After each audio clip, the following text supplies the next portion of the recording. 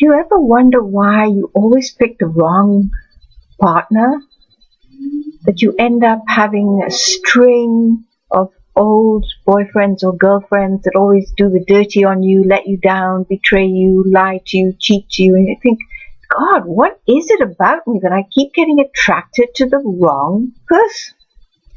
Well, today I'm going to show you and tell you about how it happens. And it's kind of happens in 3 parts. And today I'm going to tell you one of them.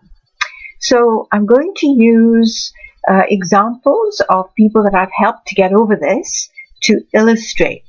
So here's an example of one woman who was in her mid-30s, and she'd had 3 or 4 boyfriends, usually for about 2 or 3 years each, then she'd have breaks in between. And she came to me absolutely worn out and fed up with finding out that yet again her latest boyfriend was a waster.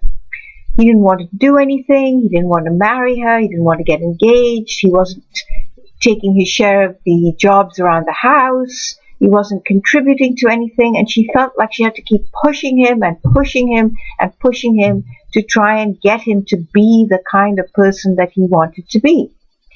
And she just was feeling at the end of her rope, wanting to leave. And this went on for several months, but she never ever left. She'd come in feeling like she got him to do one little thing, and then she'd feel better. At least now something's happening.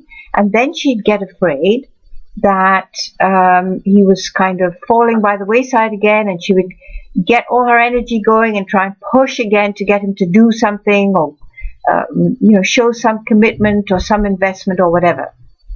And what I helped her see was that in that place of getting him to do stuff, she was actually feeling very powerful and in control. So it was a really important experience for her, even though it weighed her down and it exhausted her. It was worth it because she felt that she was in charge. She was actually getting him to do stuff. Now, I showed her that if she found someone who was already doing what she wanted, who was already considerate, careful, contributing, loving, taking part in everything, she didn't have to nag him even once to do anything. The perfect guy. It was kind of boring. And this woman had already had somebody like that. She had been engaged to someone, they were living together, and he was the perfect guy. But she was totally uninvested because she had nothing to do. She had no one to push, no one to cajole, no one to create into what she wanted to create. So her goal to feel like she was somebody who was worth having was to make sure that she could control someone, to make them do something. That's where the power and the excitement and the adrenaline came from, that she, all by herself, could make him change, could make him do things, could make him be the way she wanted, because that would mean that he was really, really interested and committed and fully invested. If he did it by himself anyway, what's the fun in it? She doesn't have to do anything. She feels no sense of accomplishment. She feels no sense of power, no sense of excitement, no nothing. And that's why she left him and always picked the bad guys. They would be so attractive because they weren't what she wanted them to be. They were a challenge. She wanted to push them and make them do things and control them. And then she felt like, now I have what I want, because if they do what I want for me, it means I'm a worthwhile person. It means I'm valuable. It means I'm something that's worthy of being loved. So, number 1, why do you pick the wrong partner?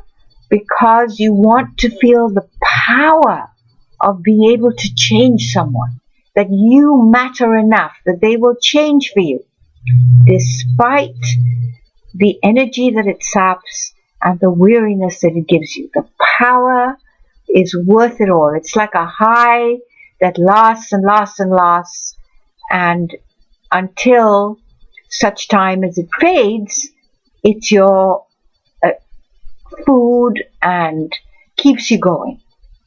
So let me know what you think about this. Have you had that experience where you pick the wrong person and get attracted to them? That you don't get attracted to the nice people because they're kind of doing everything you want anyway, so there's no fun in it.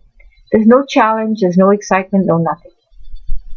So let me know, write some comments, and in a week or so I'll be sharing part 2 with you.